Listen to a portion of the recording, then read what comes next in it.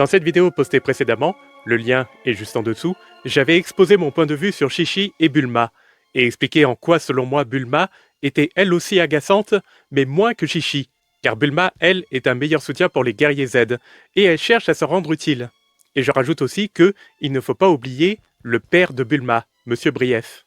Bien qu'il soit un peu neuneux, Je vous assure que vous vous inquiétez pour rien, votre fils va très bien. c'est tout de même lui qui a construit le vaisseau spatial qui a permis à Goku de rejoindre Gohan et Krillin sur Namek, ainsi que la salle gravitationnelle qui a permis aussi à Goku de faire de gros progrès, et les appareils pour que Vegeta puisse lui aussi s'entraîner et faire de gros progrès, et ainsi sauver la Terre de ses 19 et ses 20.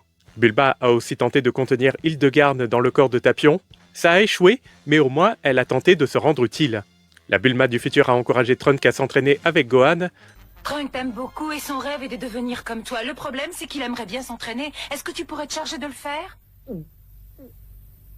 Tandis que cette conne de Chi-Chi, pardonnez-moi mais c'est le terme qui convient, alors que c'est la fin du monde, elle continue de réclamer à ce que Gohan rentre à la maison et poursuive ses études. Quand je pense qu'il devait continuer ses études pour devenir un homme cultivé et responsable. Oublie ces maudits androïdes et reviens à la maison. Je t'en prie.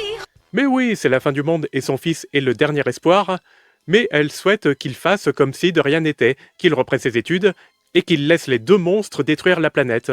Sans compter aussi que Bulma a fabriqué la machine à voyager dans le temps qui a permis à Trunks de sauver Goku de sa maladie cardiaque et ainsi permis à son fils de revenir beaucoup plus fort pour amener la paix dans leur dimension.